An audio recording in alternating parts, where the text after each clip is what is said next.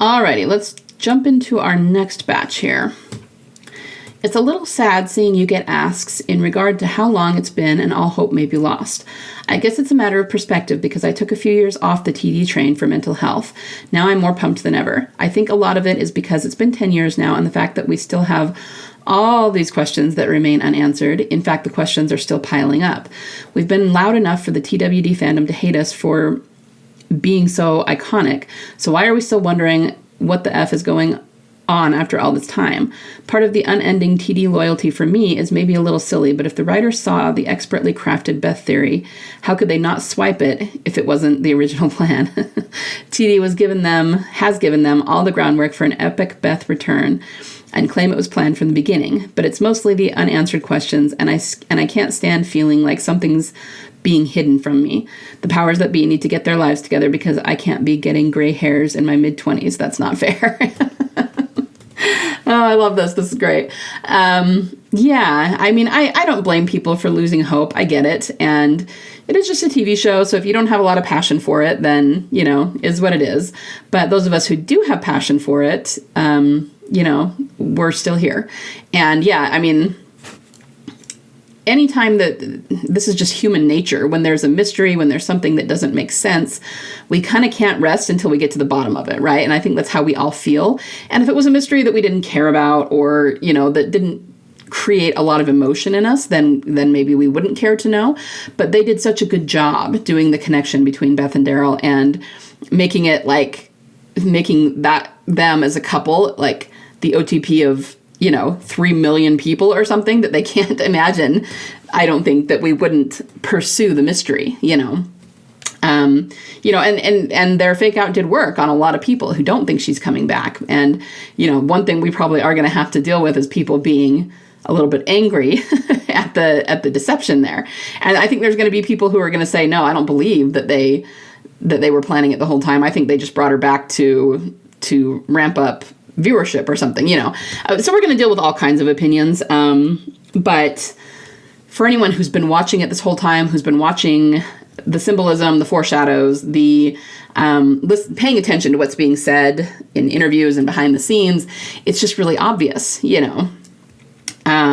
yeah, I agree. The questions are piling up. And this is also why I often mention that when something doesn't make sense in the show, and I mean usually like the physics of it didn't make sense, or they weren't able to film it the way that they wanted or something like that, they usually come out and tell us because they know that, the fact that they do that. So they do usually tell us why people are leaving the show if they ask to leave the show.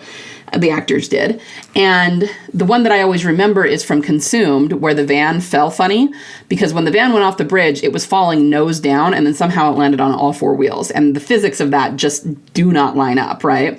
And of course, the fans were going to catch on to that and be like, hey, okay, that was unrealistic. So they did a whole segment on The Talking Dead where they explained it. And they're like, yes, we know it was unrealistic. We only had so many days to shoot this. We could only wreck so many vans. We had a budget, and it just wasn't working the way we wanted it to.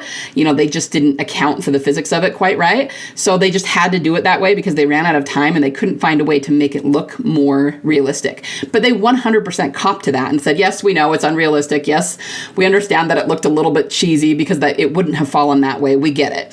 But this is what we had to do. This is why we had to do it. And, this is just us taking responsibility and copping to the fact that that particular detail was unrealistic. And they do that. There's been, I that's always the example that I default to, but I know that they've done that at other times. And they do that quite a lot when something happens in the show and they want to explain it so that the fans have an explanation, right? So I think that shows a few things. Number one, it shows that they know how smart their fans are. They know that their fans are looking for discrepancies and will pick up on them. So there's no way that they don't know that we've picked up on these discrepancies. And, like you said, we know they're reading our posts. We know that they pay attention to what the fans are saying. So of course they know that we're picking up on them. But what I mean, I guess, is that they can't expect us not to pick up on them. And the fact that they go out of their way to explain discrepancies shows that they know that about us, right? And then, of course, that leads to the second question. Why haven't they come out and explained this about Beth being shot? I mean, yeah, they've said a lot of things. Oh, yeah, Dawn shot her. Oh, yeah, that was super tragic. But they have never come out and explained how the bullet's trajectory could have worked that way when it really couldn't work that way in terms of physics and what we saw. Okay, this isn't addressed at all. You don't even see people asking questions like, if Dawn's gun was in her holster, how did Beth get shot at such a high angle? You know what I mean? Like, you don't see questions like that, and it's because they filled their questions. They only answer questions that they want to answer, and they ignore those ones because they don't want to have to answer them. So it's completely not been addressed, and that's important, right? All those little questions are piling up, and I'm just trying to say the writers know about it, and they're purposely not answering them yet because she's coming back. And that's the only thing that makes sense. If she wasn't coming back, they would just explain it. They would just tell us, They would have Emily tell us. But they, clearly, that's not what their strategy is. No, I think it's funny that you say that they could swipe our, our theories. And to be fair, I do think that this is something that Gimple has planned from the beginning, so I don't think that we should go around taking credit for it. I think he was really good about planning it and putting in the foreshadowing and the symbolism of it, and what TD has really excelled at is figuring out how to interpret that symbolism. So it's like I always say, when, I don't remember what I said it about, I don't think it was a death, but there was something big that happened, and it was like season 8 or something. I don't remember. And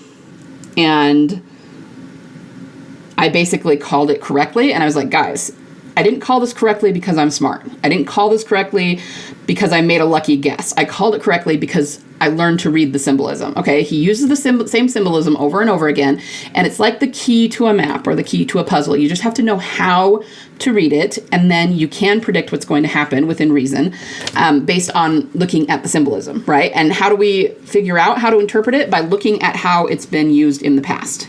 So we, when they did Glenn's death fake out in season 6, he had a lot of Beth's dialogue around him. He said, we've all got jobs to do. I'm going to forget what some of the other stuff was now, but there was a bunch of it. And so I actually made a post back then that said, okay, if Glenn really is dead, if this is not a fake out and he really is dead, then TD is screwed because he had all of the same symbolism, all of the same dialogue around him. And if he's really dead, then Beth is really dead. And look what happened. Glenn was actually alive. So we can take things and say, this is how it was used then. And Maggie believed he was dead, and a lot of the people in the show believed he was dead, and they didn't tell us for sure as the fans. They didn't give us an actual definitive whether he was dead or not, but they certainly didn't let us know that he was alive beforehand, and then he ended up being alive. So we can take all of the symbolism and dialogue that was around him and extrapolate and say, because that was around Beth, she's also coming back, So that is how we learn to figure out what the symbolism means. And because Gimple is actually, I believe his symbolism is very nuanced, so he might even use the same symbol different ways depending on the situation. So that makes it hard. It's not like you can say, oh, anytime someone's going to die, there's a skull and crossbones on the scene. I mean, it's not obvious like that, okay? It's very nuanced, it's very detailed, and only Gimple knows what all the symbolism means. I mean, maybe Angela King and some of the others do, but the point is, even though it can be hard to interpret because he can use it differently and he can change the way he uses it depending on the situation, at the end of the day, he is very consistent with the way he uses it, even if we're not entirely sure what the details of that consistency are. And that is how we can usually pretty reliably predict what's going to happen. So anyway, that's all just to say that I do think this was planned from the beginning. I don't think they're ripping off our theories. I think our theories have just managed to figure out where they're going with it, with more accuracy than what most of the fandom has. But yeah, I agree. The unanswered questions definitely makes it... And, you say you can't stand feeling like something's been hidden from you. I would say it's not a feeling. Like, we know there are stuff that are being hidden from us. We know they filmed those scenes in season 5 and they still have not been released, which means they are being hidden from us. So it's kind of a fact, But yeah, I agree they should get their lives together and bring Beth back because, yeah, it's more than time. But to be fair, I also do think that is probably happening this season. So here's hoping. All right. Thank you so much for your ask. I really enjoyed reading it. Next one, part 1 of 3. I don't love dwelling too much on Beth and Daryl before season 4 because that's when they became canon and Beth is an adult. But the general info they took from their community about each other is interesting just to think about it later on. Like all the ammunition Daryl has to throw at Beth when they fight and still, cutting her wrists, etc. And how Beth was curious about Daryl's past career. But it's Beth and Carol's talk in season 3 that makes so much sense to me with foreshadowing. When Daryl leaves with Merle, Beth says to Carol, "I'm pissed at him for leaving," and Carol responds with an understanding comment based on their mutual abusive past. I think that frames both of them beautifully. Daryl and Carol understand one another, but it's been a relationship of grace because of that. But I love Beth pushing Daryl. She really did. No one had ever called him out or had him confront things like that in such a direct way. He immediately was swept up by Beth because she's upfront. But Beth is still such a gentle soul. I just want Daryl with someone who is open and loving. Ugh. I love how she dragged him out by his ears. She was such a surprise to me. I really didn't expect to ship them, but the show made it impossible to avoid, especially with how all the people on the show talked about it romantically. Like, it really felt like Beth and Daryl could fight like a couple should, LOL. They're so different, yet both insecure / or strong in their own ways, so complimentary. Yeah, I totally agree. And that's a really good rundown of what happened. I mean, I've said before that Daryl and Carol, I mean, the show definitely has called them soulmates before, but I don't think that's ever been meant romantically. I think it's more in the sense that they both, like you said, they both come from abusive backgrounds, so they understand each other really well. I mean, they're in a lot of ways almost the same person. And I don't mean that to disparage either one of them. I just mean they have such similar backgrounds that they understand each other, and they can both lean on each other when one of them gets really destructive. And so that's why they've always been best friends, and that's why they work really well as friends. But if they were to, I've kind of made the morbid joke before that if they were to be a couple, Daryl and Carol, I mean, it's going to accidentally end in a murder-suicide pact or something. And I'm really not trying to be morbid when I say that, but I'm just saying, but what I mean is exactly what you're saying here. Daryl and Carol are too much alike in not necessarily a good way. Because one observation that I've made before is that most of the, soulmate couples on the show, they do complement each other. You always have one that's a little bit more prone to darkness and destructiveness, and the other one that's more prone to optimism. And the more destructive characters need that optimism to balance them out. So notice that with Carol, it's Ezekiel. Ezekiel is eternally optimistic, and Carol is so dark, she's darker than Daryl, that she needs that, okay? Otherwise, she's going to go off the rails again. So she really, really needs that in her life. Maggie is the more dark, destructive one, and Glenn was more of the optimist. You see what I mean? So that was same for Beth and Daryl as well. And so Gimple's really, really good at figuring out that dynamic, that complementary dynamic. So that was part of the reason that Beth was perfect for him. But I think you also put in here really, really well that she pushed him. She challenged him. She made him confront his feelings, and nobody else, I don't think, had ever done that for him before. So, I think it was Norman famously said that Beth was like the first girl that was ever nice to him. And the word nice is a little bit misleading because there are other people at the prison who were nice to him. There were also people who were not nice to him, but she wasn't the first girl that was ever polite or kind to him. But I think what Norman was trying to say without saying it is that she was the first person who really dug deep into him and kind of forced him to come out of his shell and really tried to understand him in a way that even Carol hadn't, right? I think Carol mostly understands when Daryl needs space and will give that to him, but she doesn't force him to confront his feelings the way that Beth did. And Daryl needed that. He needed someone who challenged him emotionally and made him come out. And that was actually very, very liberating to him to be able to put his emotions out there and not be rejected for them. So the main reason someone like Daryl doesn't put his emotions out there very often is because he's been so rejected for doing that in the past, probably as a child. He had an abusive father. Even Merle was somewhat abusive, even though they were buddies and everything.